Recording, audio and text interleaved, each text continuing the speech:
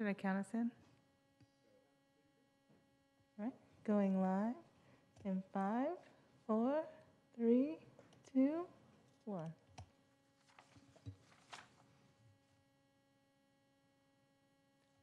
right. Good evening, everybody. Welcome to the. All right. Good evening. Welcome to the October 24th, 2024 Rental Housing Committee regular meeting. The meeting is called to order at 7:02 p.m. Now we'll proceed with roll call. All committee members are present with the exception of Guadalupe, who is absent. So we'll go on to the consent calendar. These items will be approved by one motion unless any member of the committee wishes to remove an item for discussion.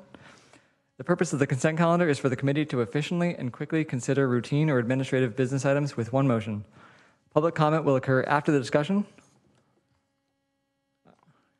We invite you to submit a speaker card now if you'd like to speak on this item during public comment. Would any member of the committee like to pull an item? All right, seeing none. We'll now invite public comments. If you'd like to speak on this item and you're on Zoom, please raise your hand. And can I get promoted, please?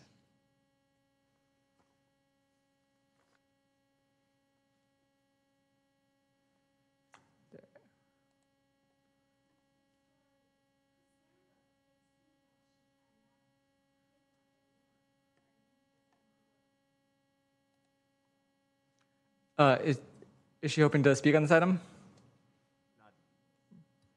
She's logged in. Yeah. Okay.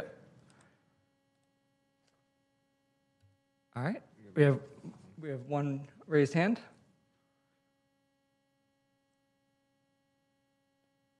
Cassandra, would you like to comment on the consent calendar?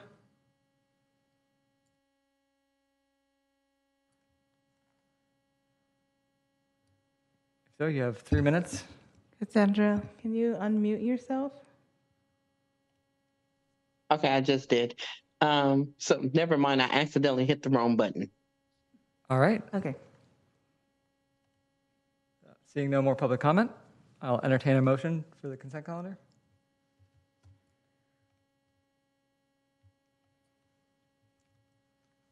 All right. Moved by Vice Chair Ma. Seconded by Member Keating. We're ready for a vote. Do I need to say the motion or not? Okay. Do you want to say that, move the balance? Yeah, move the balance of the consent calendar.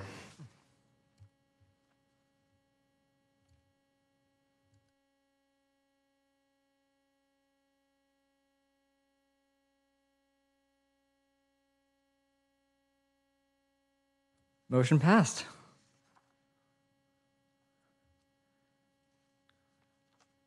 So we can now move on to oral communications.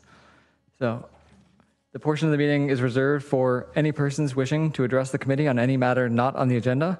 Speakers are allowed to speak on any topic for up to 3 minutes during this section. State law prohibits the committee from acting on non-agenda items. Would any member of the public like to provide comment on non-agenda items? If so, please raise your hand now. All right, seeing none, we can move on to the appeal hearings. All right. So moving on to agenda item 5.1, appeal hearing officer decision for petitions number C-2324-0029 and C-2324-0044. The Rental Housing Committee, in hearing the appeal, is acting in a quasi-judicial fashion and will conduct the hearing in accordance with those standards. Staff will detail the appeal hearing process in their presentation. Before we get started, RHC members are required to disclose any communications that they have received, or they have had with any of the parties to the petition or the parties' representatives, and the substance of those communications since the date that the petition was filed. The decision of the RHC is to be based on the record presented to the hearing officer. Information disclosed to any RHC member that is not part of the record is not to be considered in the hearing. Do any RHC members have ex parte communications that need to be disclosed?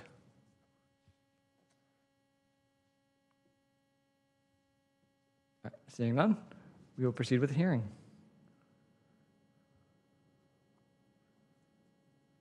So, first public comment. Are there members of the public who are not parties to the petition who would like to speak? In-person public comments will be called to speak first. And I'm sorry, excuse me, can I note that the public comment is for all appeal hearings on the agenda? So it's both 5.1 and 5.2. That is a good note.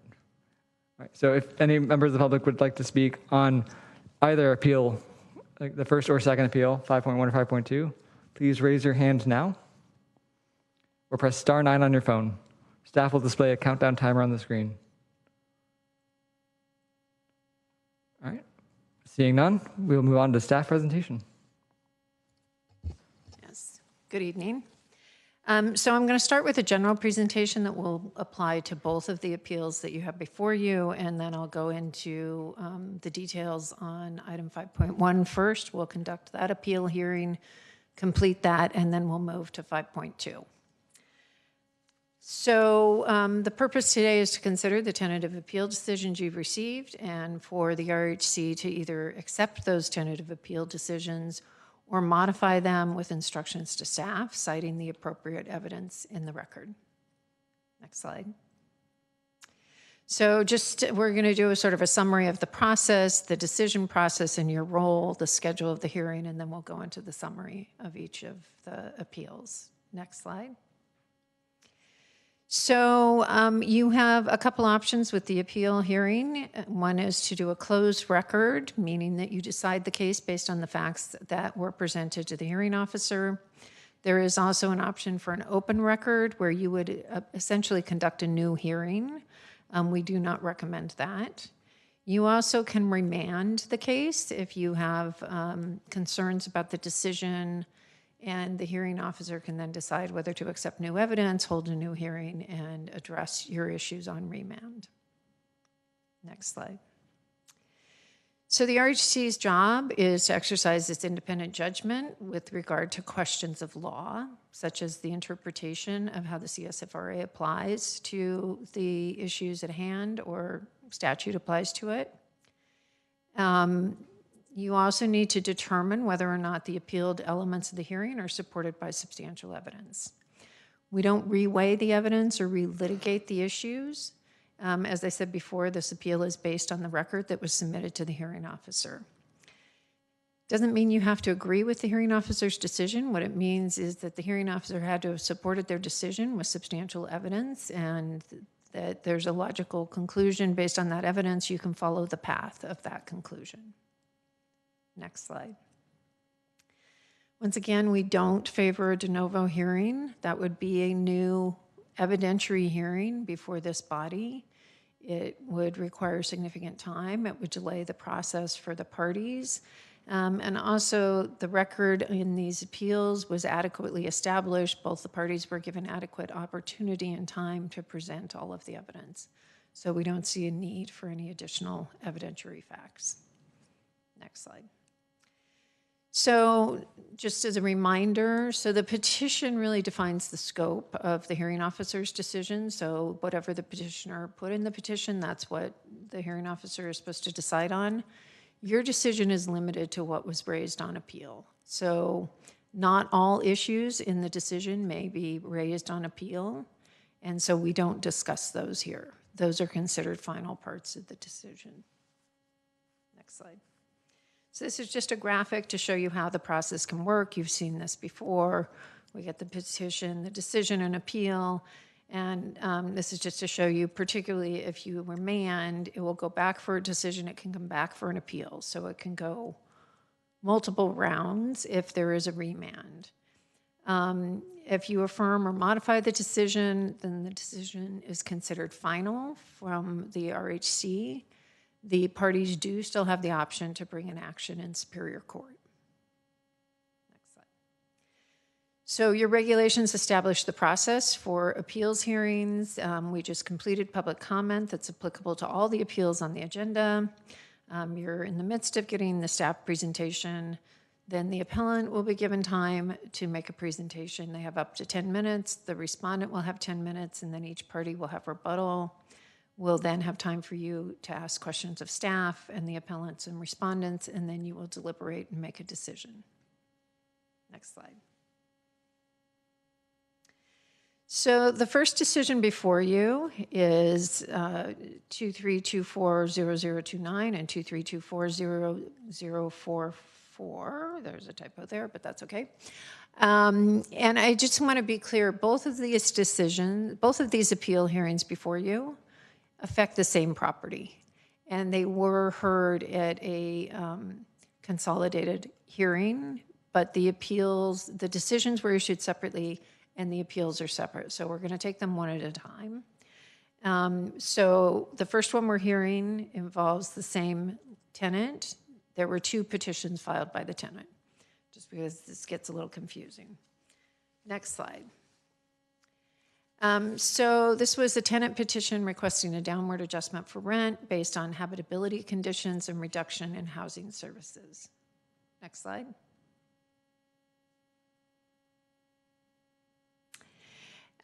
So the petition sought a downward adjustment based on the landlord's failure to maintain the property. That what was alleged was there was an infestation of biting bugs, there were chemical smells, noise, dust, and dirt due to construction, malfunctioning electrical outlets, blocked roads and walkways. The tenant also alleged reduced housing services due to a failure to accommodate the tenant's access to a parking space, and an unlawful rent increase due to past due water bill payments. Next slide. So this is a summary of the petition process. The petition was filed in January of 2024. As I indicated, the petition was consolidated with 2 other tenant petitions, and it was a consolidated hearing. There was a bit of a delay in getting the decision from the hearing officer, both due to needing to keep the record open, and then also the hearing officer had a family emergency. So the decision was served on September 6th. We received the appeal on September 23rd, so within the 15-day period.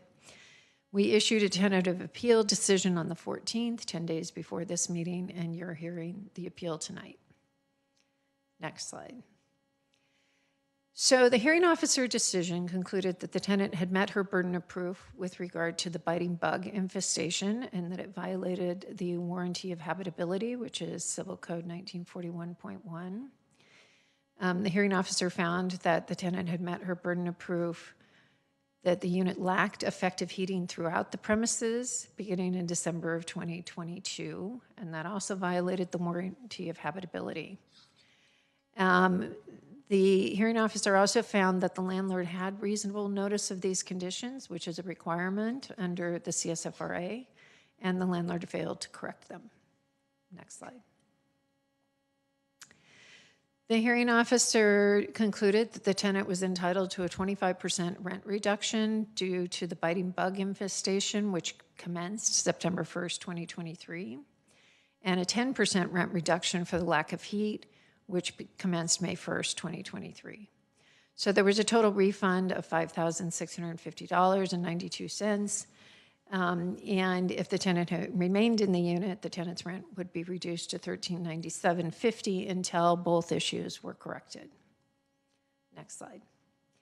The hearing officer also found that the tenant didn't meet the burden of proof with regard to various issues that were raised, including the construction noise, dust, chemical smells, etc., the infestation of spiders, a blocked route to the laundry room. The hearing officer found that the tenant did meet the burden of proof with regard to reduction of service due to lack of access to parking, but that the tenant didn't meet the burden of proof that the landlord failed to correct in a timely manner. So there was no rent reduction awarded. And then there was an issue about a lease completion bonus, which the hearing officer found that we don't have jurisdiction over that matter because it's a contractual dispute between the parties. Next slide. So the landlord appealed the decision on 2 major issues, one relating to the biting bug infestation and one related to the heat. With regard to the biting bug infestation, the landlord is appealing on the basis that there was a lack of evidentiary support and that the hearing officer didn't give the appropriate weight to all of the evidence. They also claim that the hearing officer misapplied Health and Safety Code section 17920.3 and misapplied a case called Paviani, and that it was an abuse of discretion of the hearing officer with regard to the amount of the rent reduction. The hearing officer is also appealing the decision regarding the heating issue, claiming that it's not a breach of habitability, that there's no requirement that the heat be dispersed throughout the unit, that the landlord did timely and adequately responded. They also claim that the tenant's misuse of electrical outlets was part of the cause of the problem, and that the 10% rent reduction was excessive. Next slide. So the tentative appeal decision affirms the hearing officer's decision in its entirety. First of all, it finds that there's sufficient evidence to support the tenant's claim of the biting, that should say bug, infestation. So the tenant provided testimony and corroborating witnesses as to the issue with biting bugs. There was also evidence that there were doctor visits as a result of the bites. There were numerous photos. And there was also evidence from the landlord's own experts that although they couldn't prove the presence of the bugs, they also could not prove the absence of the bugs. And that with this particular type of bug, it is often very difficult to prove the presence. Next slide. The hearing officer did not misapply Health and Safety Code section 7920.3. So 7920.3 addresses vermin infestation. It does require that the infestation be verified by a health officer. The hearing officer did cite to that section, but did not rely on it for the decision. The hearing officer relied on the warranty of habitability, Civil Code 1941.1, as the basis for the decision.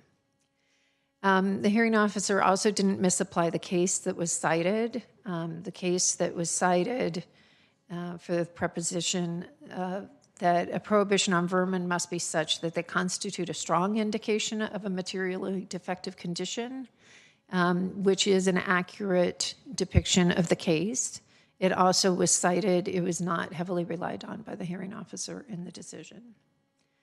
Next slide.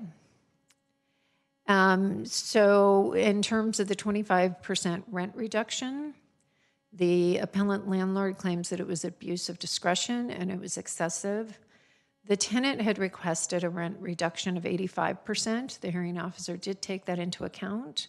The hearing officer also weighed a range of potential reductions and ultimately landed on the lower end of that range on the basis that the landlord had tried to make efforts to address the problem, but those efforts were not adequate or successful. So on that basis, the hearing officer relied on the lowest range that she felt was appropriate. Next slide. So the appellant landlord also claims that there was insufficient evidence to support the claim of insufficient heat. There is California regulations that require that you have functioning heat in all habitable rooms. The record was very clear that the heat was not reaching the bedroom and the bathroom. And in fact, the appellant landlord has provided the tenant with space heaters for that very reason. There was also an invoice from the heating contractor that noted that the heater was not designed to heat all of the rooms. It would heat the room, the living room, but not the rest of the room. And there was a solution proposed which the landlord deemed was not efficient. Next slide. The hearing officer did consider the landlord's responses to the complaints, but found that the response was not adequate, in part because the landlord rejected the option that was proposed. The tenant's use of the outlets didn't impact the heating issues, so that was not really a big issue. And then once again, the hearing officer did not abuse her discretion in ordering a 10% reduction in rent for the lack of heating, based on the fact that the heating impacted the bedroom and the bathroom. So, next slide. Just by way of fiscal impact, any decision that you make, as I noted earlier, could lead to litigation, and that would have a fiscal impact on the RHC. So we just want to note that. And I think that concludes the staff presentation. Thank you so much. All right, it's now time for the appellant landlord. So please raise your hand in Zoom if you'd like to speak, and staff will temporarily promote you to a panelist. The speech timer will be displayed on the screen. You have 10 minutes. I believe this is Rachel. Good evening. Can you hear me? Yep, good evening. Okay. All right. So I'd like to use most of my time tonight to discuss the issue of the alleged no-see-ums. The fatal flaw with the hearing decision is that it did lack the substantial evidence to support its finding. And in citing to 1941.1, there must be either a violation of 17920.3 or there must be one of these affirmative standard characteristics that are violated. And in this case, as we've discussed in our papers, it was not, or 17920.3 was not violated because there was never a citation. There was never a health officer or qualified code enforcement person that came in and said that there has been a violation. So that's just not the case here. So the only other applicable violation that could have occurred would have been 1941.1A6, which is buildings, grounds, and apparatuses at the time of the commencement of the lease or rental agreement, and all areas under control of the landlord kept in every part sanitary and free from all accumulations of debris, filth, rubbish, garbage, rodents, and vermin. There is not substantial evidence in this case to support such a finding. All we have to go off is the tenant's statements that she was bitten by bugs. Even her own doctor said that she could not determine what type of bugs were causing the bite. In this case, to make such a decision on a lack of evidence is just incorrect, and it would allow any tenant to come against their landlord and say that something is happening, you can't see it, but it's happening without any corroborating evidence or the fact that it's possible does not mean that it happened. There is a complete lack of causation in this case and in this hearing decision, which is a big issue. And to go back to Pravani, that case states that a violation of a statutory housing standard that affects health and safety is a strong indication of a materially defective condition. In this case, in this hearing decision, there is no cite to a statutory housing standard that was violated. The entire decision is based off of the tenant's recollection that she has bites and it was caused by her staying in the unit. And that's just not enough to base this decision off of. There's been no citation. There's been no violation that's been mentioned. The only thing that's been mentioned is testimony from the tenant and from others, and nothing ties the bug bites to the unit. The landlord made diligent efforts to not only correct the situation, but to figure out what was going on, and they did not find an issue after multiple times. While it's possible that no-see-ums exist, there is no evidence here that they did in the building or in the unit. And to say otherwise is just a grave misapplication of the law. And without more, I don't think you can say that this decision was supported with substantial evidence. There's just nothing there to support that.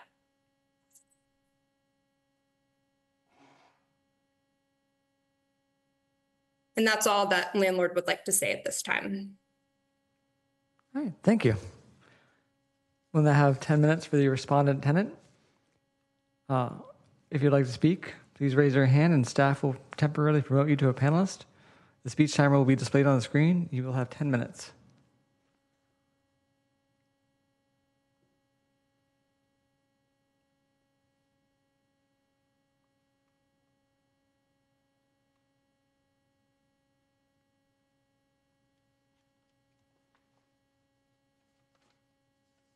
Are you able to unmute, Cassandra? Can you hear me? I can. All right. Welcome. Okay, thank you. So I would like to first comment on the fact of code enforcer not being called. I called numerous of times for the code enforcer to come out. Me and Ms. Fadati went to the court city building and tried to find out the steps on getting the code enforcer to come out, but was unsuccessful. I finally got a hold of him on the phone, and he kept saying that he was going to come, he was going to come, he was going to come, and never did. But then my evidence of the actual existence of the bug was photographs of poop that was on my wall that had blood inside of it, and multiple pictures of different bites of me and Miss Fadati. Me and Miss Fadati don't know each other outside of the unit. So the only common place that we know each other and that we hang around each other was in the unit, in the complex. So I also had spoke when we had the hearing the first time, had told Miss Renee that Romero had pictures of the bugs that was flying around in my car. He was supposed to release those photos to Renee and refused to do so. And that's stated in the hearing. So I had multiple visits to the doctor. She told me the only reason why she could not ID exactly what the bug was is because I never did bring in a sample of the bug. Because at that point in time, I didn't know what the bug was. I just knew I was getting bitten. I didn't know why or what was going on. It wasn't until after the burning sensation and all of that I kept going back to my doctor and explaining the signs and symptoms of everything. Did she mention, oh, this sounds like a something that's called a no-see-um. And so she asked me, was construction being done? Were we by a pool or water or rotten wood? I told her yes. And so she said, and it's on the doctor's note, without seeing it, she could not be sure. She had to state that. But it seems like with the signs and symptoms, that's what it is. It was a health and safety risk because I'm a commercial driver and I drive buses. So basically, all night long, I will have to stay up getting bitten and burning and itching with no sleep, and then go to work the next morning and try to focus on how to drive a 50,000-pound vehicle that, you have to stay awake with 70 people on board plus myself. If God forbid, if I fell asleep or got sleepy or whatever, you can only go so many days without sleep. I kept emailing him, telling him I'm not sleeping.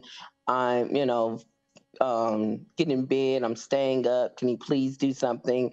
It wasn't until months after the fact that he even brought in Earl Pest Control. When the situation first started happening, I told Romero, informed Romero, he told me that there was nothing that he can do because he don't know. I said, of course you don't know. I don't know. We're not bug experts, but a pest control company will. It took him 2.5 months to bring out a pest control company. At that point in time, I had seen help by my doctor. So basically he told me, oh, go to your doctor and see what your doctor say. That's when I started going to my doctor. And that's when she told me about the no-see-ums. And so I went and I purchased everything you could think of to treat no-see-ums. So I brought a little CO2 monitor, like 6 CO2 monitors, a little plug-in for the wall, something called Afterbite, just all different kinds. So when by the time Earl came in, I was actually catching them in my trap. So I gave Earl 3 samples 2 times of the bug. And then they brought another company in called Orion.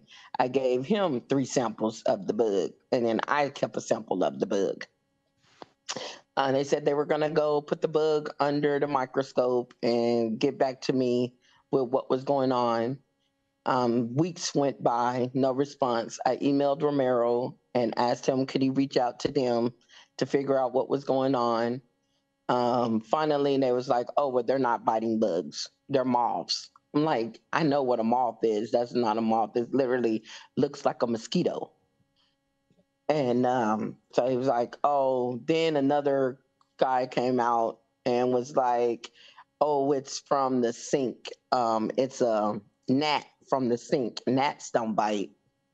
So meanwhile, I'm getting bit more and more and more all in my face. I mean, from head to toe, things, I'm trying to keep it in an appropriate manner. The photos that I'm sending Romero, my ankle, my foot, my back, my arms, my face, to show him that, yes, the bites is going on.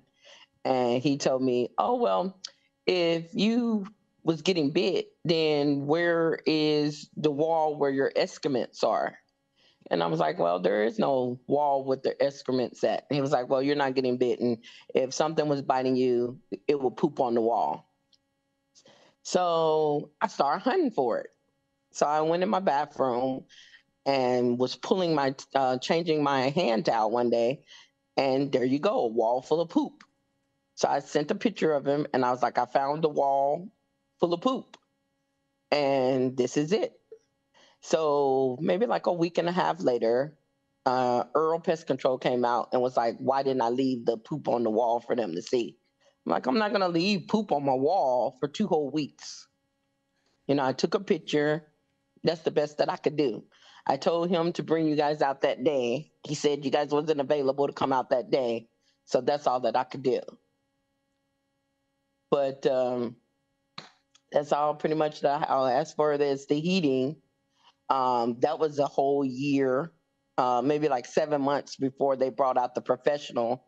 I moved in December the 10th of 2022, and I froze all of that winter.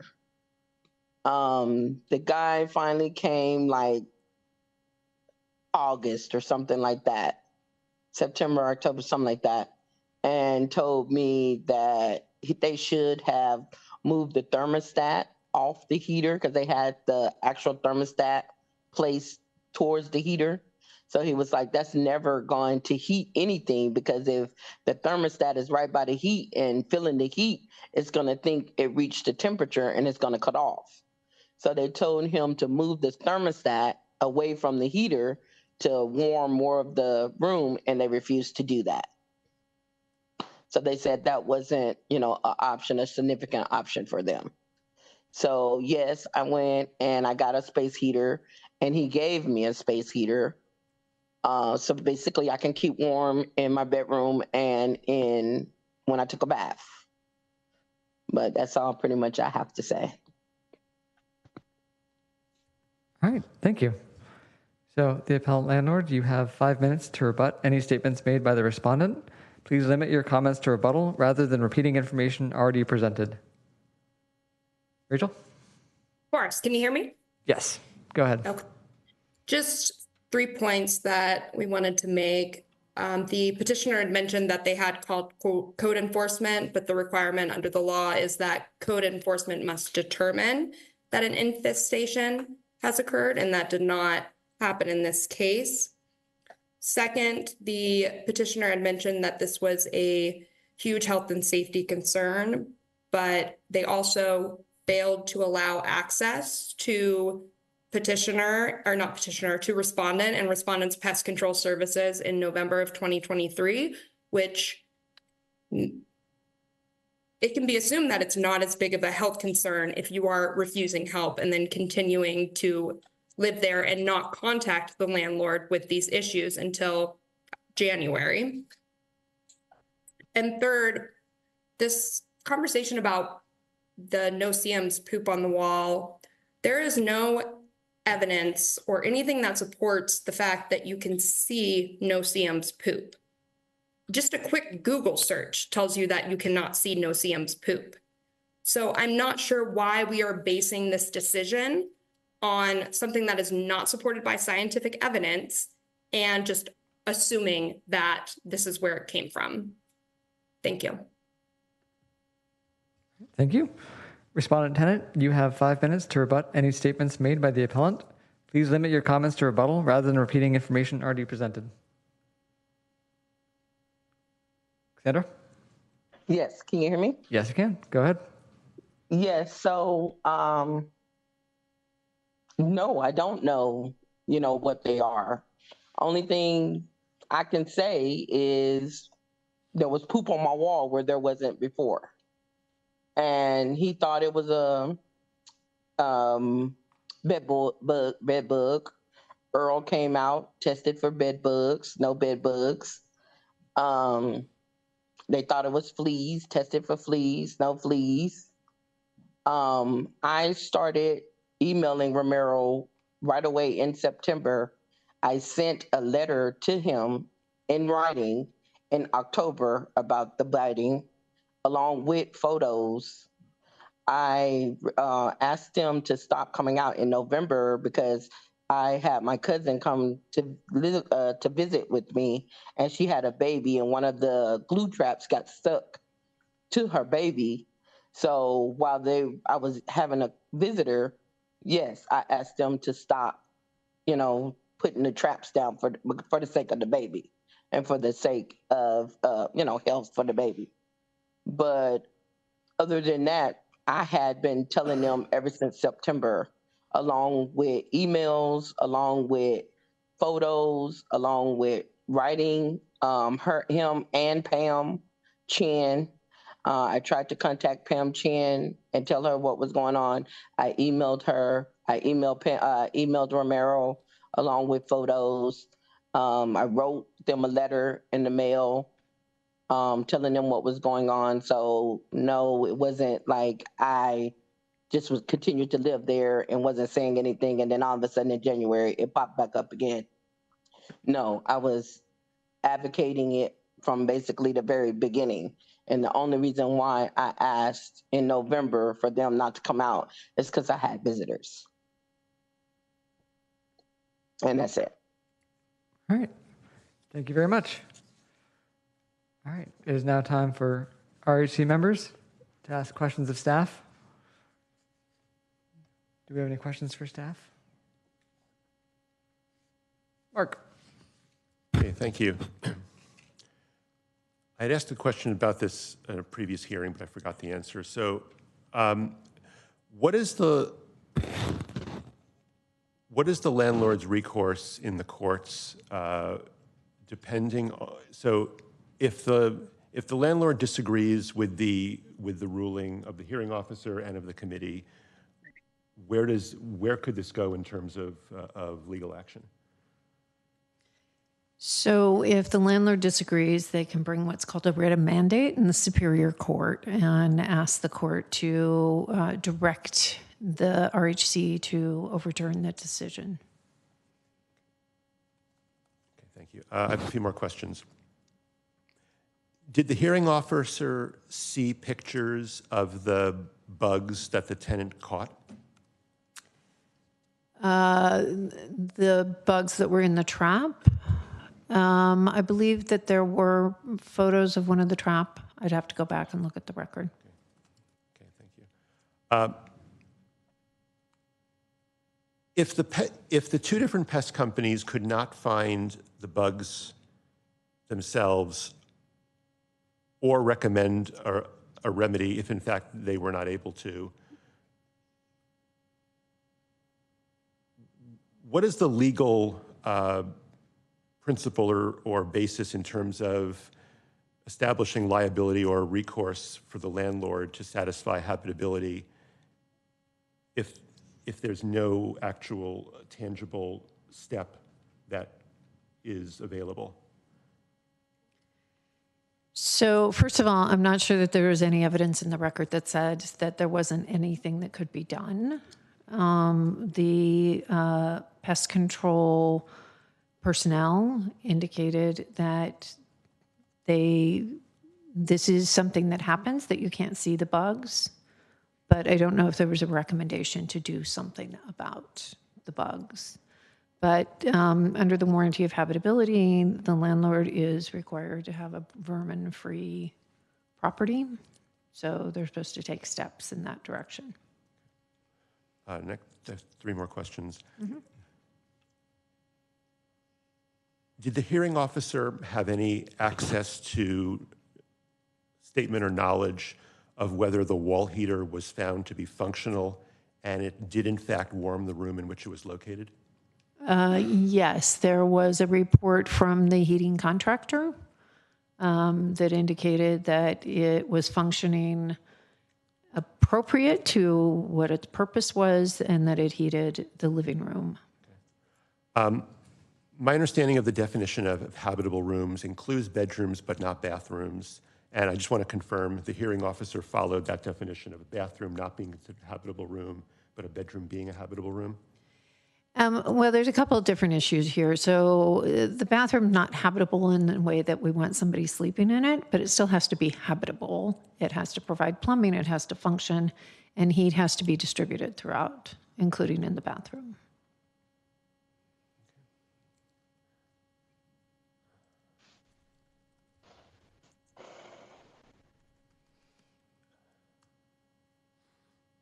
Okay, that's it. Thank you.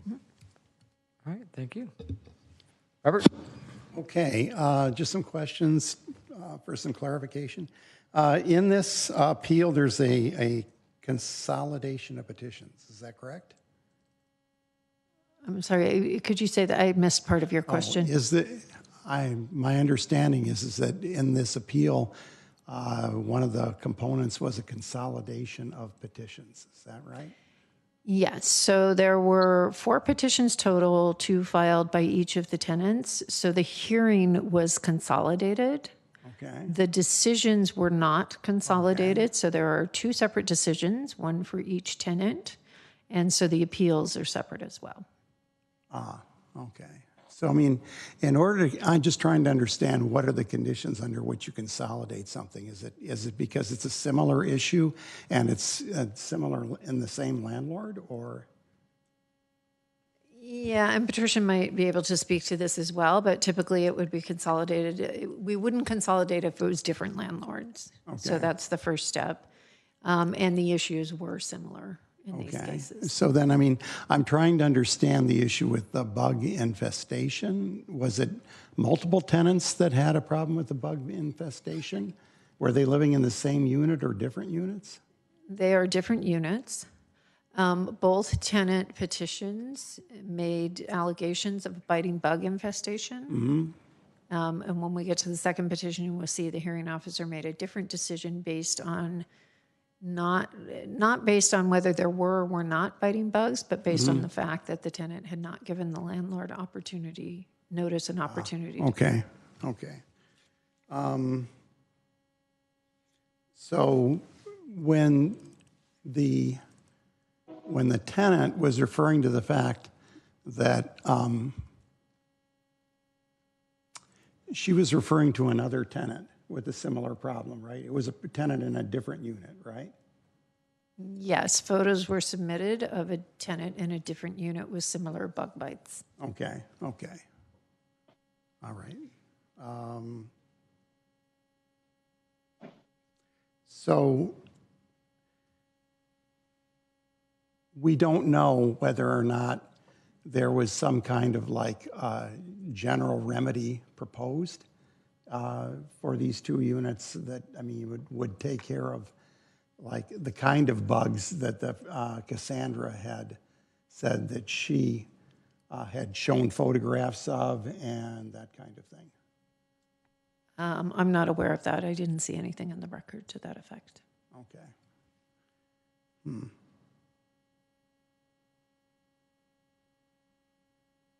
And on the heating issue, are we allowed to ask what was the option that was proposed by the heating expert to remedy the problem?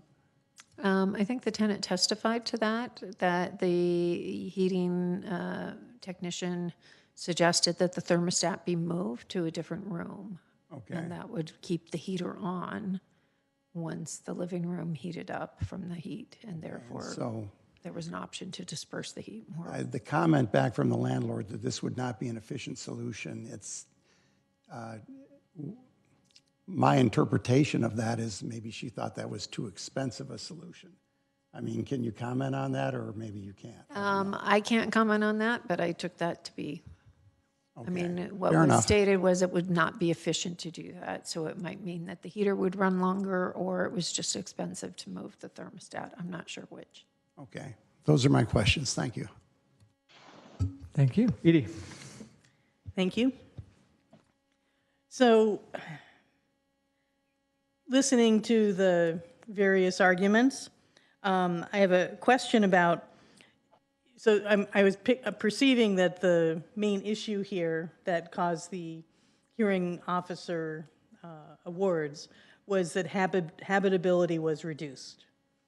And so then from the landlord's representative, I have the question, to prove habitability is reduced, is there a requirement for a citation? When you say a citation, what do you mean? A citation to a statute, or? What I was sensing is from an official representative, like a health officer or a building code officer or something. Right. I just wanted to clarify that. That's what I thought you were saying. So there are two different statutes at play here. There is Civil Code 1941.1, which is a codification of the warranty of habitability. That does not require a citation to a code officer. That code section does refer to another code section, which is Health and Safety Code 17920.3, which with respect to vermin infestation does require a citation to a code officer. But it just needs to be clear, 1941.1 says that a dwelling unit is deemed untenable for purposes of this section if it substantially lacks any of the following affirmative standard characteristics or is a residential unit described in 17920.3. So 1941.1 does not require a citation from a health officer. Thank you.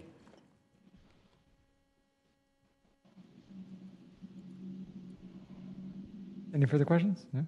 All right. No, just make sure she's done. Edie? You good? I'm done. Awesome. All right, Mark. Yep. Do we know, or did the hearing officer know how close the two tenants' units are to themselves? And I'm asking to ascertain how wide or near that bug infestation might have been. Was that discussed at all? I don't believe that was discussed. I'd have to think back, but I think the issue is, and the supposition based on the evidence is, the property was undergoing construction. Because of that construction, that might have resulted in the bugs being released from some of the deteriorating wood. So it may not be that they were traveling from unit to unit, but because of the construction. Thank you. And to the other point, are we allowed to ask the landlord what inefficient meant actually to them? I'm asking if we can ask the landlord what inefficient meant. You know, it's potentially new evidence, but if you want to ask that, you can ask it. I don't want any new evidence introduced because this is not an evidentiary hearing. Yeah, I'm just trying to understand the statement that was made. But okay, well, thank you.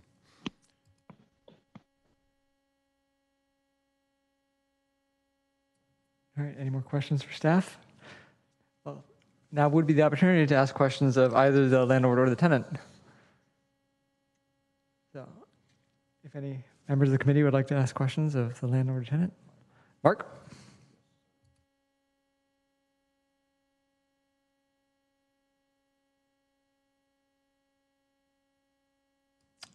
First, a question to the tenant.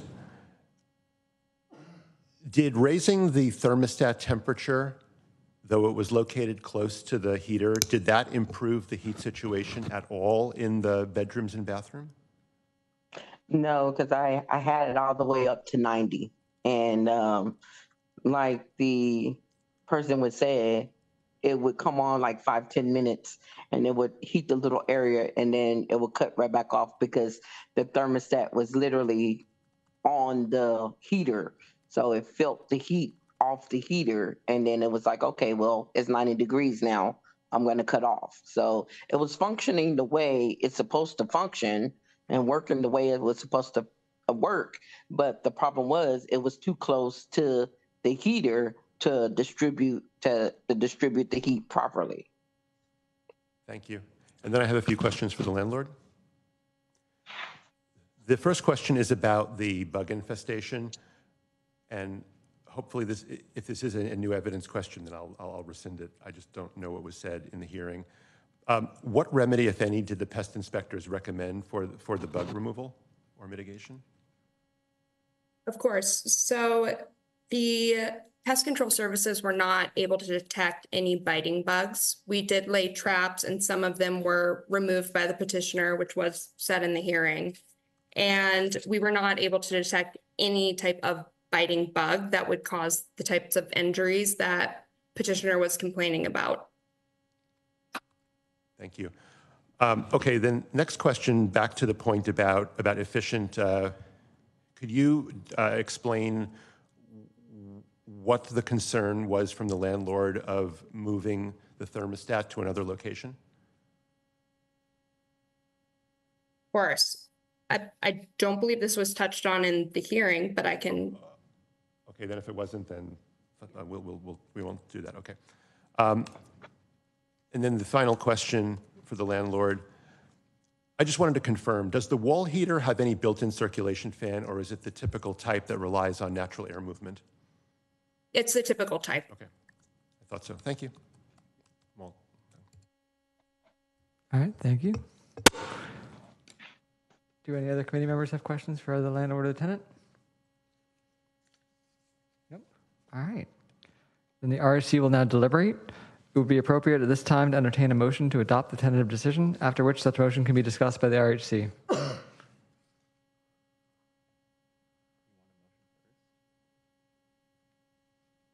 That's what the script says. We can also amend the motion.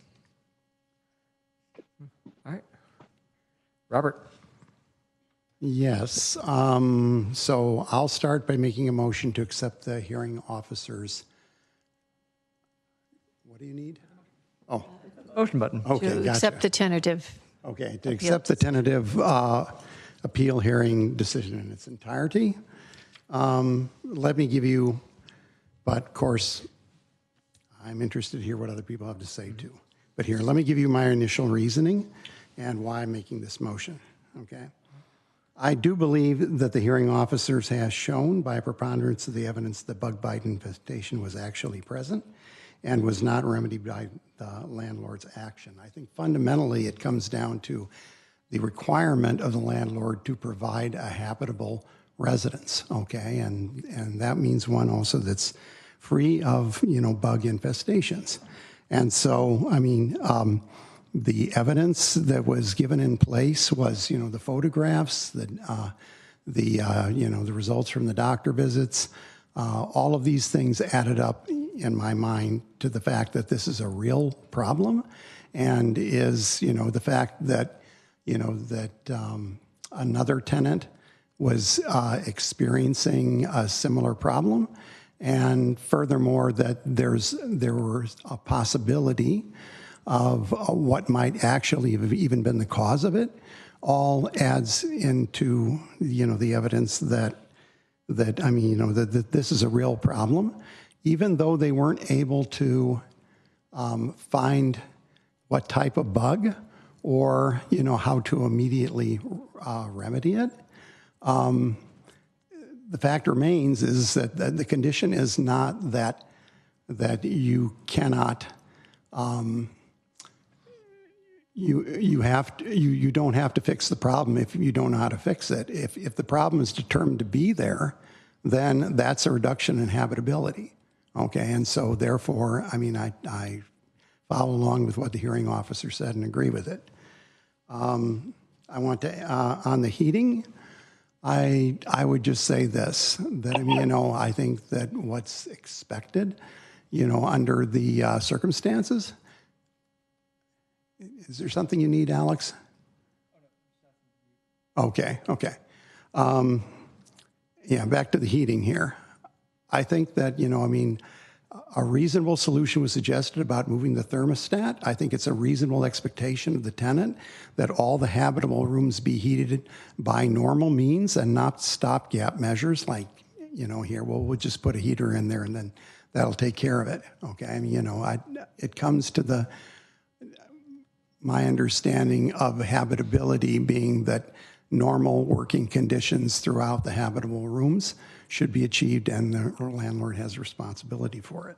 So that's that. And as for the amounts, I feel that, the 25% reduction in rent for the bug bite infestation is a reasonable amount. I wouldn't have agreed that the 85% would have been, but clearly 25%, I mean, to be bothered by bugs over an extended period of time with no solution on it, that to me is worth at least a quarter of the rent. And as far as the reduction in rent for the heating issues of 10%, I think also that's a very moderate amount of reduction for such a problem, and so I support it as well.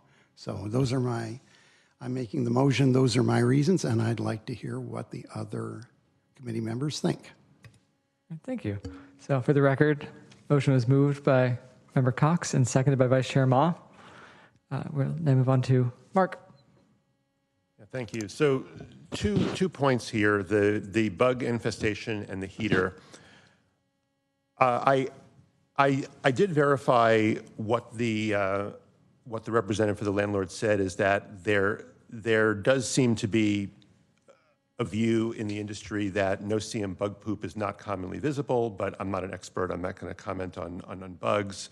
My main concern, which is about determining liability and degree of liability when two professional organizations have, without seemingly any stake in the situation, so no bias, seem to not be able to substantiate or to make any constructive recommendation on how to remedy. But I recognize that this is probably a legal decision beyond my lay ability, so I think while I can't fathom the logic of it, I think I have to leave that to the legal process to determine the appropriate liability and let a judge decide what is appropriate, because I don't have the background to do that. The wall heater issue is a big issue for the local housing stock. So in the 1950s and 60s, wall heaters were ubiquitous. I don't know how many thousands of wall heaters are in Mountain View. I'm sure it is in the thousands, though, because that was the norm back then. And as I thought, and the representative confirmed it, these are passive units. They consist of a flame and a heat exchanger, and then natural air flow does all the work. There are no fans, there's no forced air, there's nothing. No liquids being distributed. So this is basically, in the 1950s and 60s, these passive wall heaters were installed typically in the living room areas, and it would require that the doors be left open to bedrooms and bathrooms so that air would naturally circulate through. There was no other mechanism to heat the homes, and this was legal, it was code compliant, and it is pervasive in the region.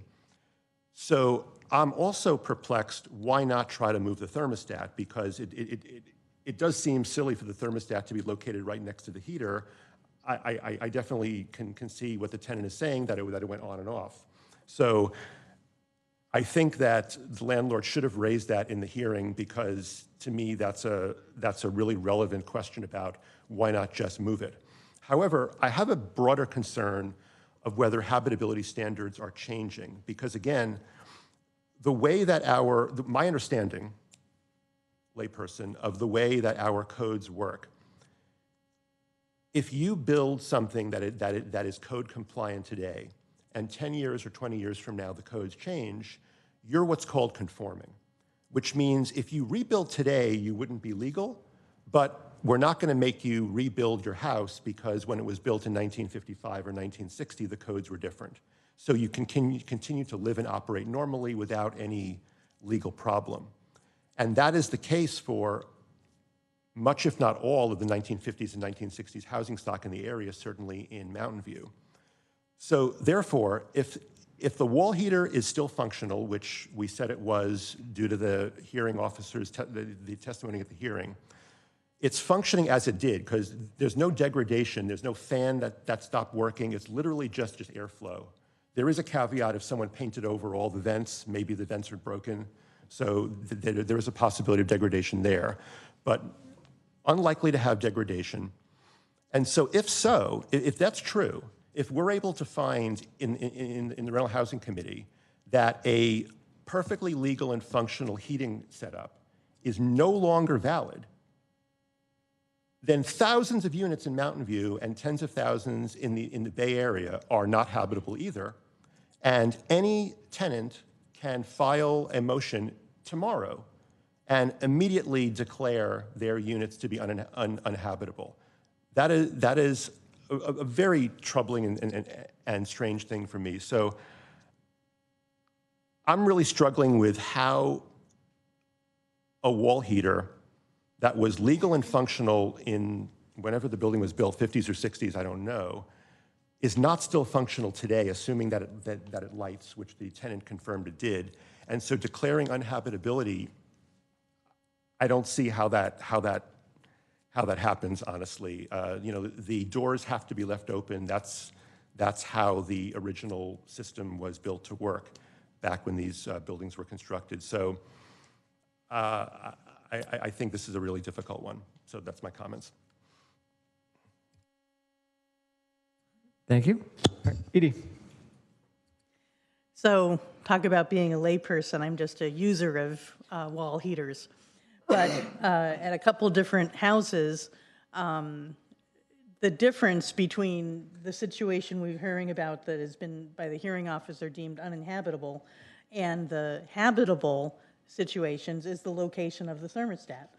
And so, this may be a rather unique situation that other tenants in the past have put up with, but is truly not effective at getting any heat out even into any of the rooms if the heater is cutting off so soon in the living room.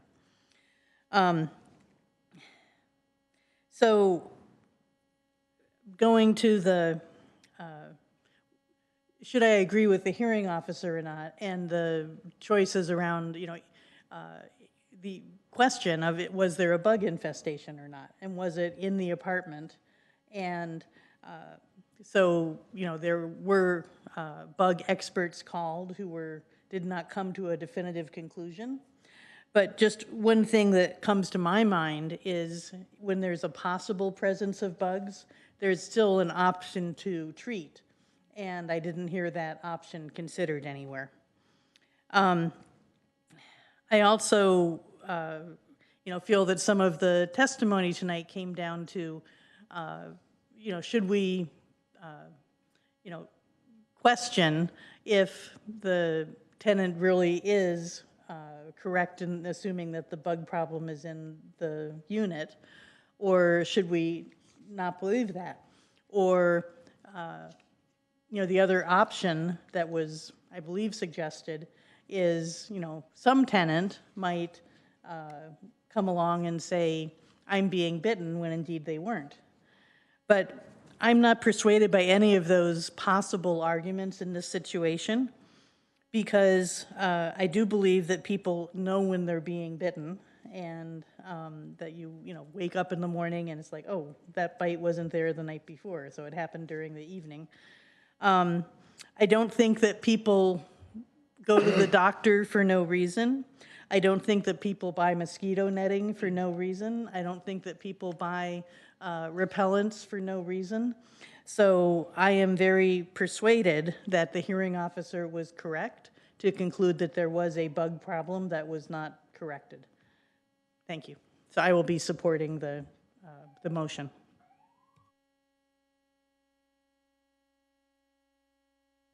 Thank you. Something's going on outside. All right. All right, I'll take my turn. So I will also be supporting the motion. I think that the main questions of was there substantial evidence to support the hearing officer's decision? Yes. I think the evidence was presented that there was a bug infestation and that is something that could be treated and therefore should in order to maintain a habitable premises. In terms of heating, same situation. There is evidence that there is a problem in the heating of all of the habitable rooms within the unit that should be cured and has not been cured as of now. And so I think that the hearing officer did not err in finding that. And then for the amounts, I do think that I personally would not accept a 25% reduction in my rent to be given a bug infestation. That is not worth it to me. So I definitely think that is on the low end of what I would take for me to accept someone putting a bunch of bugs into my unit that would then bite me. So I don't think that is disproportionate. Like that does not seem like an abuse of discretion.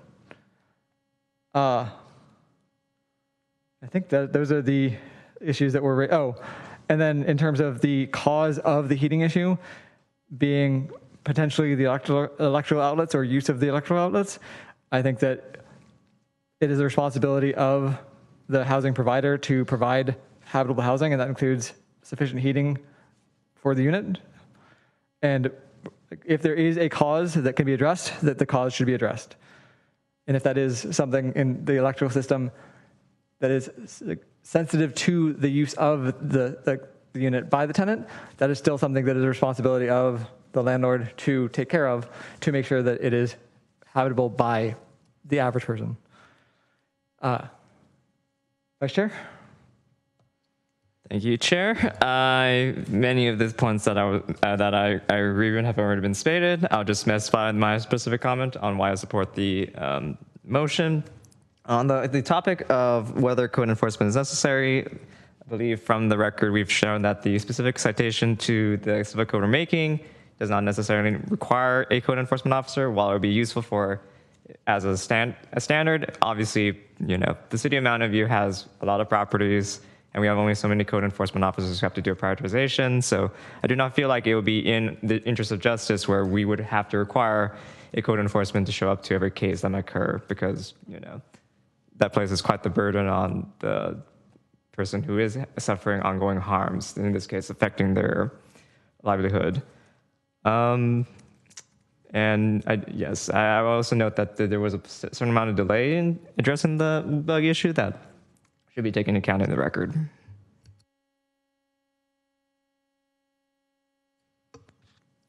All right. Any further deliberation? So, again, we have a motion by Member Cox, seconded by Vice Chair Ma, to adopt the tentative appeal decision in its entirety. Time for a vote.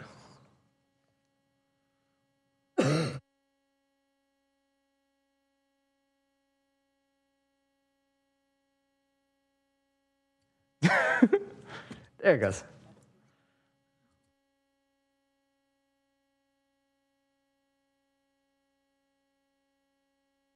All right, motion passes unanimously, which means that we can move on to the second appeal.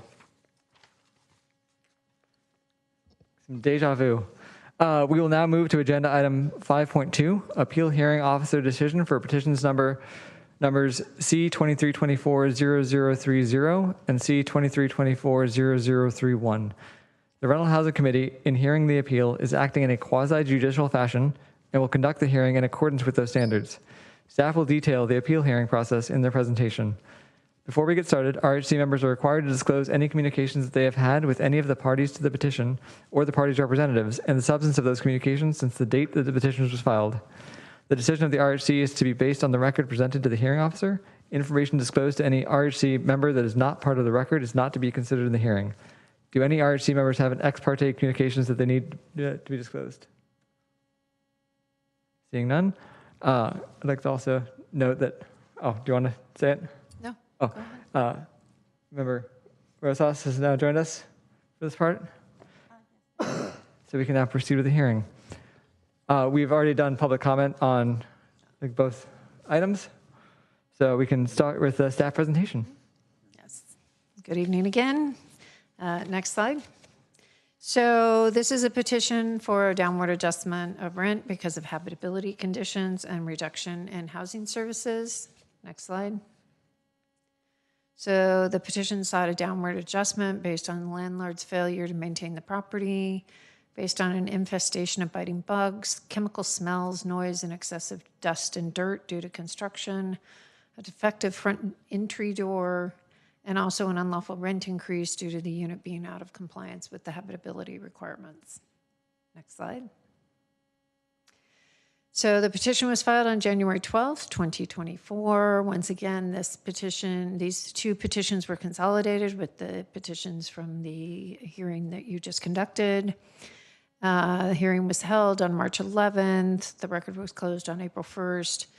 The decision was served on the parties on September 20th, and the appeal was filed on October 7th, so within the 15-day period. The tentative appeal decision was issued and served on the parties on October 14th, and we are holding the hearing tonight, October 24th. Next slide. So the hearing officer found that the tenant met the burden of proof with regard to the condition of the front entry door that impacts ongoing use and enjoyment of the unit, and that the respondent had notice of the condition and failed to correct it.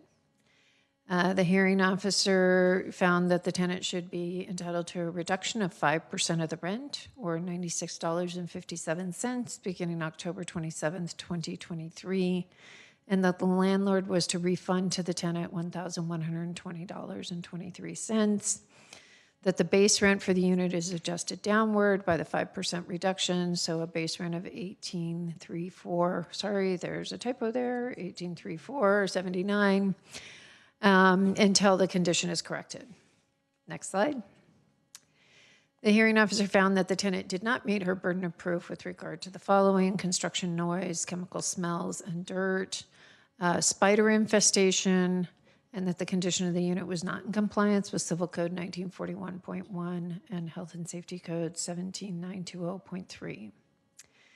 The hearing officer also found that the landlord's October 1st, 2023 rent increase didn't violate the CSFRA, and the hearing officer lacked jurisdiction over claims of discrimination and retaliation by the landlord over imposition of a rent increase. Next slide. So the tenant filed an appeal, and the appellant tenant raises the following issues. First of all, the appellate tenant is raising the issue that the hearing officer erred in excluding portions of a landlord exhibit. It was Landlord Exhibit 12, and the hearing officer excluded significant portions of that exhibit, finding that they were not relevant to the issues addressed in the petition. The appellant also takes issue with the way the hearing officer characterized the excluded portions of the evidence. The decision states they deal with a history of conflict between the tenant and her visitors and other residents and SCI personnel. Next slide. The appellant tenant also raises issues in the appeal about the decision on chemical smells, that it should be reversed because construction made the unit uninhabitable. The decision on noise, dust, and dirt should be reversed because the noise made the unit uninhabitable. The decision on insect infestation should be reversed because biting bugs made the unit uninhabitable. And the decision on spider and mosquito infestation should be reversed because it made the unit uninhabitable. Next slide. The tentative appeal decision affirms the hearing officer's decision in its entirety. The hearing officer did not err in excluding the respondent's evidence. The evidence was unrelated to the condition of the unit and the petition. The hearing officer's description of the evidence did not impact the hearing officer's decision, and the hearing officer didn't determine whether the evidence was accurate. It was just a description of what was depicted in the evidence. Next slide. The tenant also didn't demonstrate that the chemical smells arose from the landlord's failure to maintain the unit after reasonable notice. The tenant failed to give the landlord notice, and the tenant failed to provide sufficient evidence as to the smells. The tenant didn't demonstrate the excessive dust and dirt arose from the failure to maintain the unit. The tenant failed to provide evidence of dust and debris inside the unit, or that the dust and debris interfered with her use of the unit. Next slide. The tenant didn't provide sufficient evidence of ongoing biting bug infestation. Sorry, once again, I have the same typo. She didn't provide evidence of continuing infestation. Also, there was not sufficient evidence that the landlord was given notice. She also didn't provide sufficient evidence of the presence of spiders that rose to the level of the civil code and health and safety code violations. Next slide. So the appellant tenant did provide a response to the tentative decision, which is part of your materials. The response reiterates the concerns about the excluded evidence, including the hearing officer's characterization of that evidence, and then reiterates the same claims in the appeal without any additional support. And before we get to the fiscal impact, I do want to note that we did provide you with a corrected tentative decision today. The corrections were non-substantive. There was just some confusion in the headings as to which party. So we fixed that. So once again, this is just a reminder of the fiscal impact of your decisions. And that concludes the staff report. All right, thank you. So we'll now move on to the appellant tenant's address. Appellant tenant, please come to the podium if you're speaking in person. I assume. If you're also dialed into Zoom, you could raise your hand. No? Oh, no, please. So the speech time will be displayed on screen. You'll have 10 minutes. Sure. Hi, my name is Heidi, and I lived in this complex for 19 years. The first 16 years, I had prior landlords, wonderful, and, you know, I always get along with my residents, the neighbors, everyone. But Ramiro Hernandez, he became the landlord, and I lived in this complex, actually upstairs in unit number 48, from December of 2005 to August of 2020. And then my roommate, Jose Manuel Zuniga, he's my baby brother in Christ. So he was my roommate for 8 years, and he was in the lease. But then I moved downstairs in unit number 35, and I've been living there ever since 2020. So this is my first time to come to the city of Mountain View. I lived here most of my life. When I was 16, I came to this country, so this is my first time doing this. So I always got along with my landlords in past, everything. And for whatever reason, Romero, he picked on my friend, Jose Manuel Zuniga. And he always called him homeless if he would visit me, and calling him names and cussing him. And, you know, he's Christian too. And we said, it's okay, just, you know, let it go. And it just, as Cassandra, he lies a lot. And then when I went to the city of Mountain View with Cassandra, she's my witness. And as you can see, this is, just to let you know, this is my unit, studio downstairs right here. So I am a senior accountant. I got my master's from Golden Gate, San Francisco, and undergrad from San Jose State, long time ago. And I've been working as a senior accountant for a lot of high-tech companies, several high-tech companies. So because of pandemic, I work from home. My hours were 8 to 5 through this, actually, renovation. And this building was built in 1950. The past 19 years that I have lived here, there was no renovation violation or anything. And then when we got and first of all, I disagree with this because I know the landlord and asked Cassandra. He lied to her that I didn't allow her to send my pictures to Romero trying to break us up. And Cassandra told me, did you tell him? I said, no, I never said anything. I haven't seen him. And he lies. So just first thing, I'm very concerned because I have a very clean records in this country. I mean, I do my due diligence. This one, Exhibit LL12, and I didn't know what it was. I said, can I have the printout? I went to, Miss Joanne. I said, Joanne, can I see the printout? It says 15 pages. And when I saw it, I said, oh my God, these are all lies. First of all, as the hearing officer said, it has got nothing to do with the petition that I have brought up. So it should be excluded, which hearing officer said that. But I disagree with this line where she says, this is the history of conflicts by me, Ms. Fadai, and my visitor, which is Jose Manuel Zuliga, with other tenants and the SCI personnel. These are all wrong. They're more than welcome, to open a petition, separate case, and I have backups for everything. So when I saw this, I was like, oh my God. He's saying, I stopped by one of my neighbors that I don't even know who he is. He moved in, I guess, 2 years ago. I stopped by almost every day, cuss him, fight with him. And when I read that, I started, to be honest with you, laughing. And I said, if I would do that, wouldn't he call the cops? Wouldn't he video me? Because he's saying every day. And then he put it 2 years ago in my record. All these things, he put it in my records. I never had any problem with any other landlords. I have a clean history, and he's making all this up based on no facts, no nothing. And SCI personnel, actually, I have the video and everything. What happened was, it was like November 4th, 2022.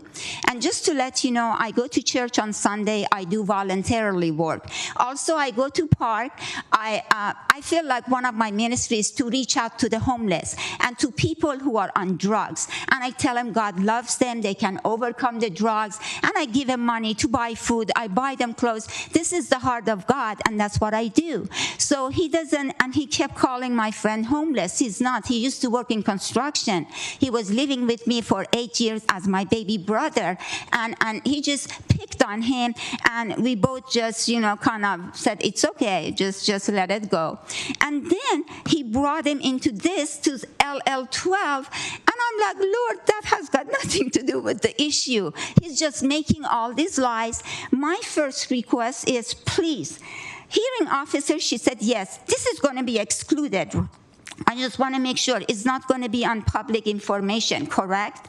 But this is based on her opinion. There is no facts, no videos, no police report. And what happened with the SCI personnel, there was a carpet cleaner. That's a separate issue. I have the heart of God. I had compassion. I said, he's going to lose his job. I'm not going to follow up. What happened? He pulled up without a notice. He pulled up right in front of my door, and I worked from home. And then my windows were open. I said, oh, okay, maybe I knew he was going to clean the upstairs.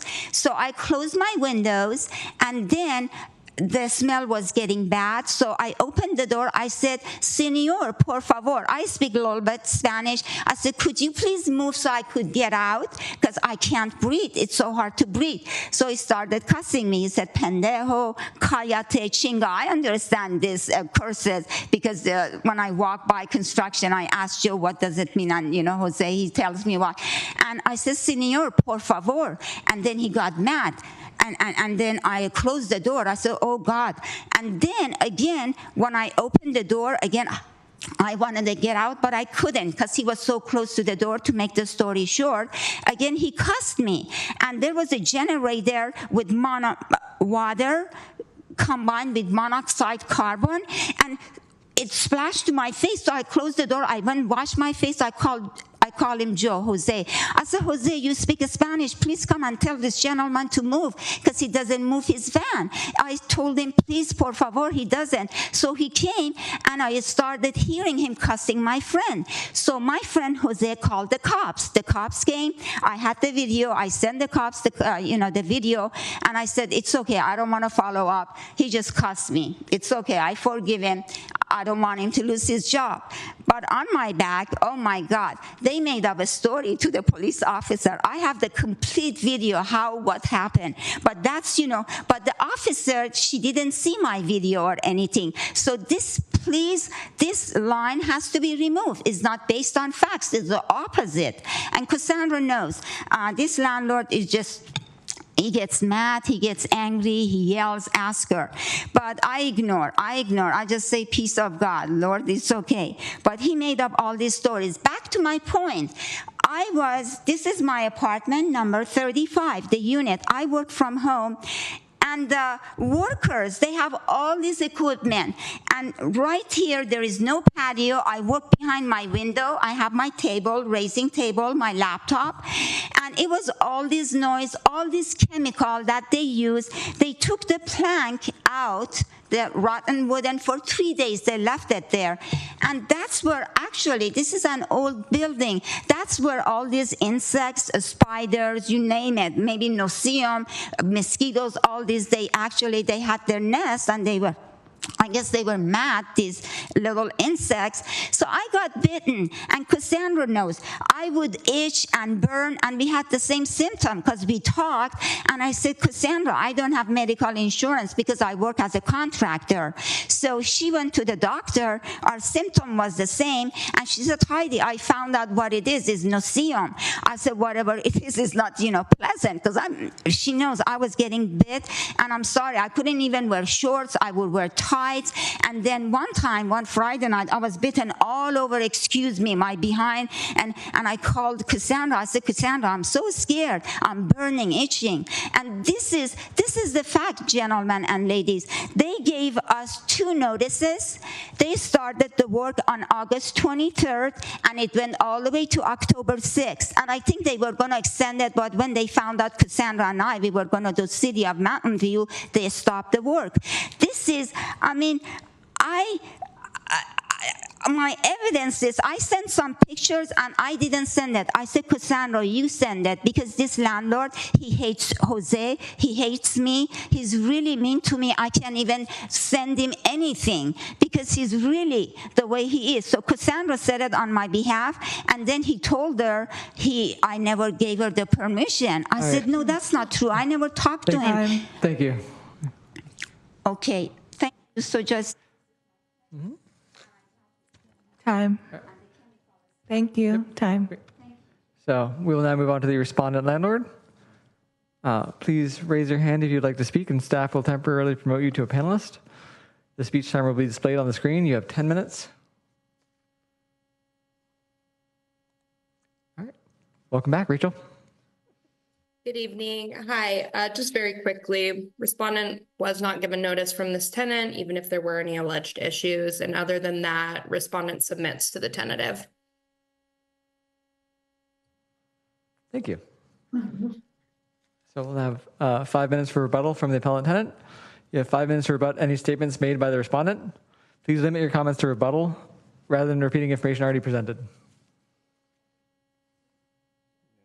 Okay, I just wanted to let you know the chemical smell all day for 50 days, less the weekend.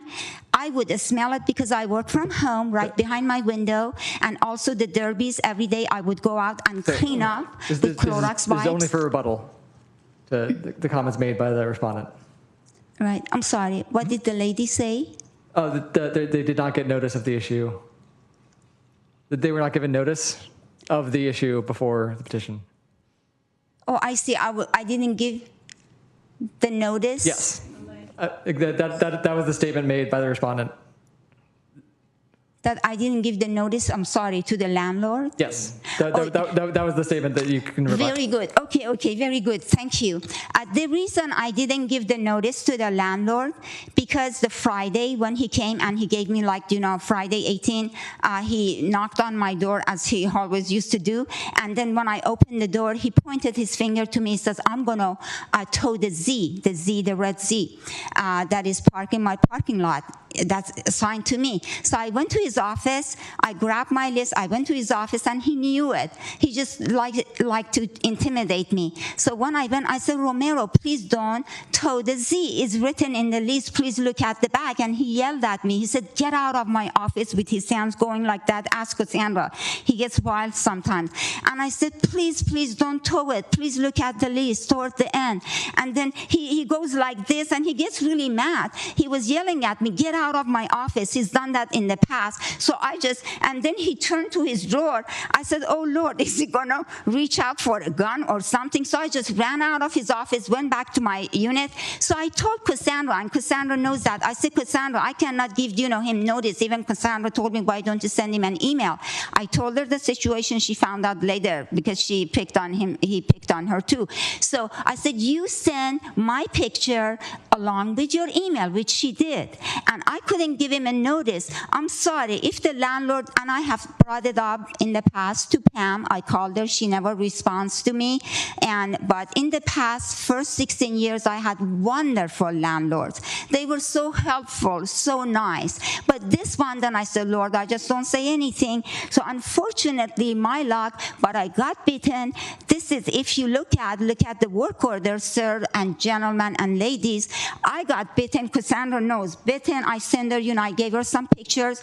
I couldn't give notice to my landlord because the way he treats me, he yells at me, he cusses my friend, he, says some things, and he tells other people, other tenants, that I'm mentally ill on that backup on LL12. He said I'm mentally ill, I'm a chronic problem, which I'm not. I have a good records for the first 16 years. He just writes lies and puts it in my record. The first 16 years in this complex, my landlords, they loved me because I'm sweet, I'm nice, I'm kind to my other neighbors. Ask Cassandra. So that's one of the reasons. That's why I didn't give him a notice. If he yells at me, threatens me like that, how can I give him a notice? And this is my first time doing, and I said, Cassandra, you do it for me. So we consolidated.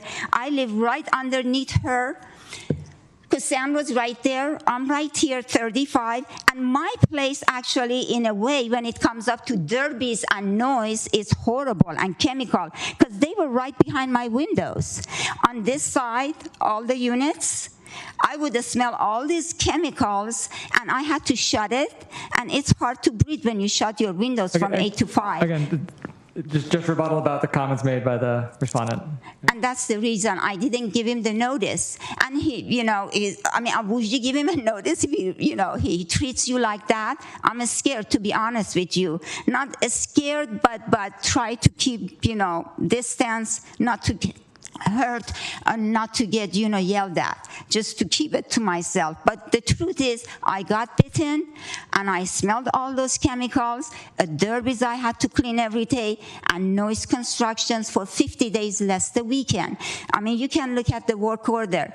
This building was built 1950, and now is 1924. Thank you, ladies and gentlemen. Thank you. So we will have 5 minutes for the respondent landlord to rebut any statements made by the appellant. Please limit your comments to rebuttal rather than repeating information already presented. No response from the landlord. Oh, thank you. So we'll now move on to questions for staff. So RSC members, do you have questions for staff? Vice Chair? Thank you, Chair. This is a question to legal counsel. So regarding the summary of the exhibit in the hearing officer's opinion, is that made without stating anything about the veracity of that statement? Yes, it was just a description. Just a description about someone like layperson's description of what the article was, as well as for the noticing requirement. So noticing can be done in various ways. It can be done via certified mail or by posting of paper on the door. Is that correct? Is that the minimum requirement for noticing?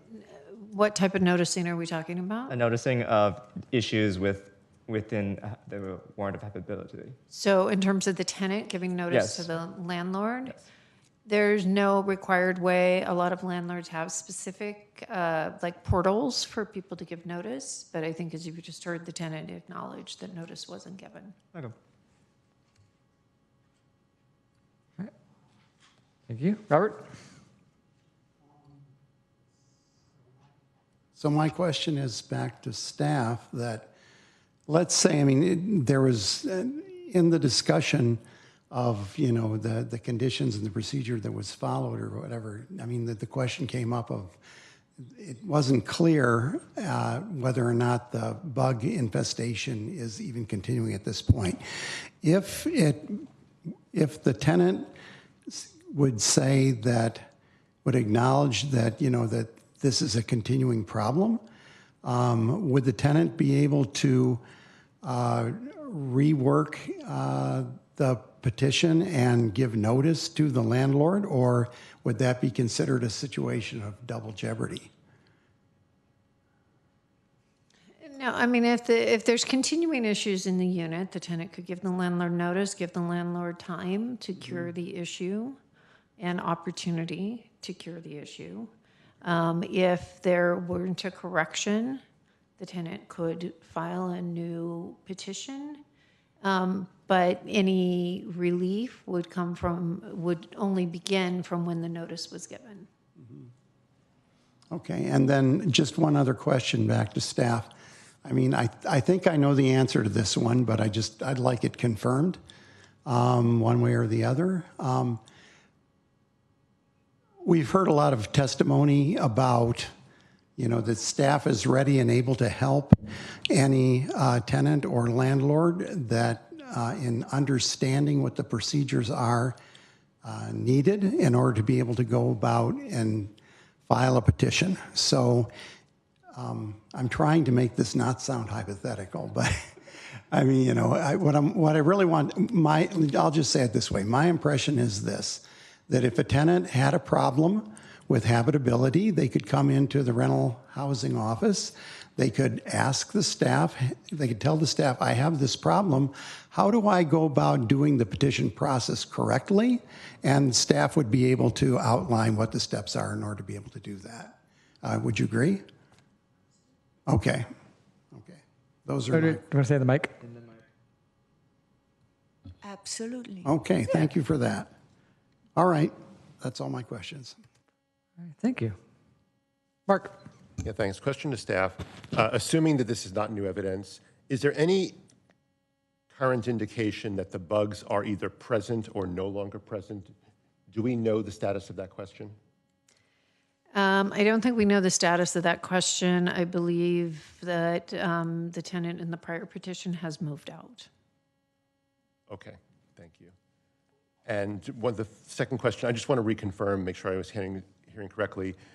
The failure of the tenant to give notice to the landlord is not in dispute? Right, I think you heard from the tenant that she did not give notice.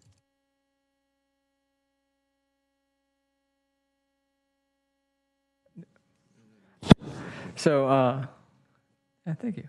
Lupe?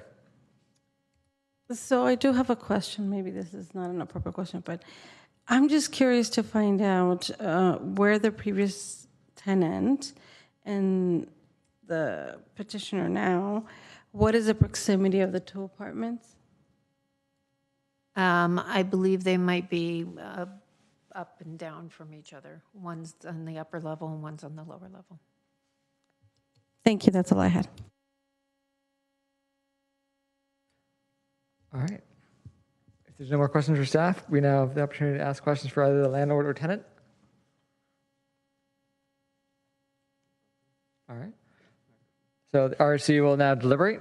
It would be appropriate at this time to entertain a motion to adopt the tentative decision, after which such motion can be discussed by the RHC. Wrong button. All right, so I'll go at it again and I'll make a motion to accept the tentative appeal. Oh. Motion button. Oh, motion button. Sorry. Thank you. I'll make the motion to accept the tentative appeal decision in its entirety because I agree with what the hearing officer has said and the conclusions of the person who wrote the tentative appeal. So here, let me give you my understanding of why I would do that. I mean, it really, to me, this comes down, this is basically that procedural issues were not followed through in an appropriate way. And I'll make a couple other comments too. I guess the first thing is about relevance of the evidence, okay? So, I mean, we've heard a lot from the tenant about, the relationship with the landlord, and I understand that she's using that to set the context of, maybe why she did or did not feel comfortable, approaching the landlord with the decision, with her problem, and giving him the notice that he needs in order to be able to correct it. I understand that that's an important consideration that went on through her thinking, and yet I also support what the hearing officer said, that it's not directly germane to the issue here, the relationships with people, just the condition in the apartment, where the procedures followed, and that kind of thing. So yeah, I agree with the hearing officer's decision there. Yeah, but it basically just comes down to the whole thing that the situation needs to be described to the landlord, and the landlord has to be given the opportunity to correct the decision. And that communication needs to go from the tenant to the landlord, not through some third party. And as the vice chair alluded to, I mean, there's multiple ways that somebody could do that. Even it didn't need to be through personal communication. I mean, it could have been through certified mail or some other way that would have been, not imposed a threat on the tenant. And so I think given all that, since the procedures weren't followed, the landlord didn't have the opportunity to hear what the problem was and correct it. Therefore, the hearing officer's decision stands. I mean, on things like, I just say also, on things like noise, dust, dirt, and all that kind of thing like that, it is a really important thing to see. The tenant has to describe how that impacts her ability, to enjoy her unit. I mean, and I'll just say in my own case, my next door neighbor has been doing construction for 2 years. 2 months now. And, I can close the window and mitigate almost all the problems. And so that's why it's important to step through all the points to make the full argument that, what is happening outside, materially affects what's happening inside. And so, and also, the idea of there's a necessity to show that what is happening with bugs or spiders or whatever, mosquitoes, has reached a sufficient level, to materially impact, the use of the unit. So, I think this is kind of a sad case because, there really could be a real problem here, but just the procedure hasn't been followed appropriately. And, if the problem still existed and the tenant were still in the unit, then, as our counsel here over on the right had said, there's the possibility to go back through this process again, but that the remedies would only start from that redoing this in a correct way.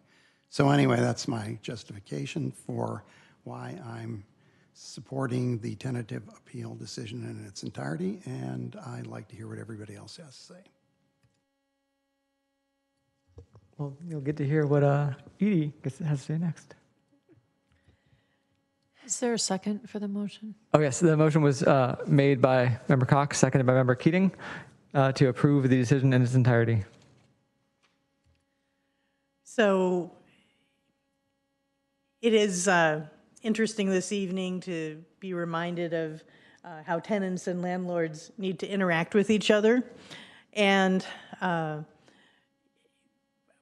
interacting with that on, bringing in yet a third thing is what's the CSFRA, our rent control law, say? And I think it's a very important piece of what our rent control law says, that before you can petition or successfully petition for something, that you need to give the landlord an opportunity to be aware of the problem and have an opportunity to correct the problem. And that does depend on some level of relationship with the landlord. And if that is has some flaws in it, then certified mail has been mentioned as a way to prove notification to the landlord of a problem, or just another person going with you to when you visit the landlord to have some issue that you need to talk about. A neutral party going with you. And I appreciated the documentation around the difficulty with the door, which was upheld by the hearing officer. So overall, I have to support the tentative decision. Thank you. All right. Lupe? So I too will be accepting the tentative appeal decision as in its entirety, and I definitely can agree with Commissioner Keegan that that it is definitely important to document and talk to other people in regards to what's happening in your apartment. The CSFRA does state that very clearly. That is one of the major key things. So there is other forms of communicating with your landlord. I can understand to the appellant's argument in terms of the noise, and especially if she works from home. That can definitely be a nuisance, but I don't see how that is in the purview of the CSFRA. I don't know. I don't know if that impacted a lot in terms of the inhabitability of the apartment. So, but I do see that the hearing officer definitely awarded the tenant some remedy. I think it's pretty fair because of the lack of, one, proof, and two, information. So, yeah. So this is why I'm definitely supporting the appeal decision. Thank you. Vice Chair? Thank you, Chair. Yes, I'd like to echo the same thoughts that my fellow committee members have spoken, that there is a procedural issue at play, is that you do need to tell the landlord what's up. That's part of the CSFRA's regulations. That's just part of broader due process concerns, as well as there needs to be evidence on both the appellant and on the respondent and the petitioner's side to give their statement of the case. Otherwise, this will be devolved into a situation of hearsay, in which case the bar was not met in this case. Thank you. Thank you. I mark myself as speaker. All right. I have nothing further to say. I also agree that the process is important and that communication is one of the most valuable things you can do with other people. And if you have a problem and you want the problem fixed, then the step would be to bring it to the attention of the person who should be fixing it. And then if they don't, then go through the rest of the process. But that is why that is part of the procedure. And I think we do have incredible staff that's willing to help, especially when it comes to communication between landlords and tenants. I imagine that they have a lot of experience with various cases. So I will also be supporting the motion. And if we have no more deliberation, then we can vote on it.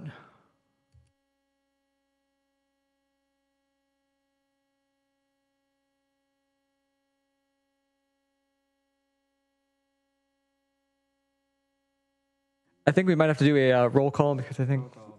Okay. Oh, okay. Perfect. All right. Motion passes unanimously. So we can move on to the next item.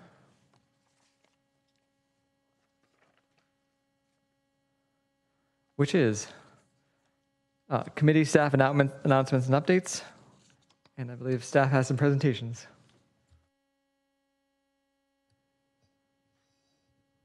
Thank you.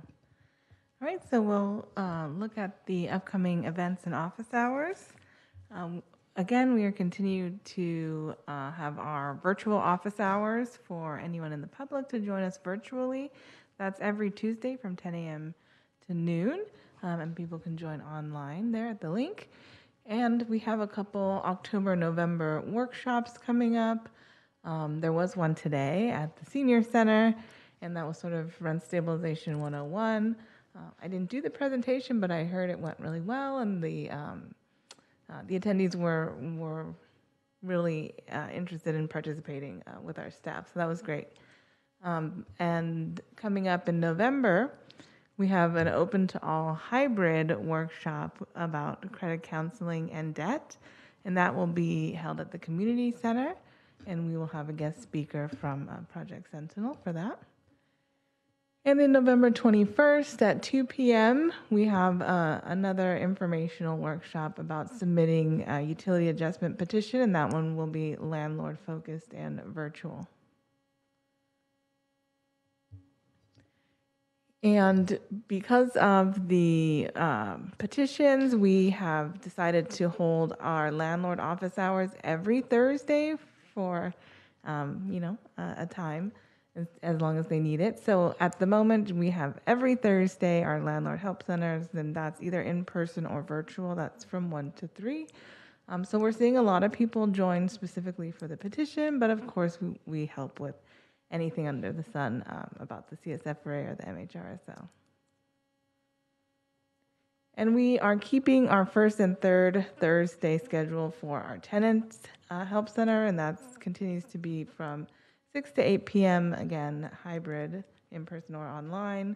We're seeing still a lot of people come to see our staff about rent stabilization issues, but we also have a lot of people coming to see CSA for rent assistance, a lot of people coming to get some legal assistance from CLUSPA. So we continue to have a very, very jam-packed 2 hours with these tenant help centers. So that's great. And that is all. Any questions? No. Member Keating? Do we have public comment on this? Nope. Okay. So jam-packed looks like around how many people in a session?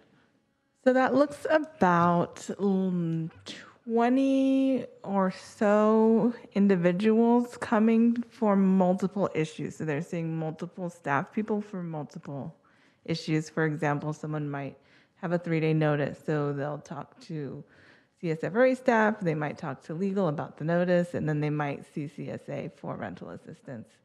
So it's a lot of that. So yeah, definitely some people come early, so a lot of times it's really actually kind of starts around 5:30 and can go past 8.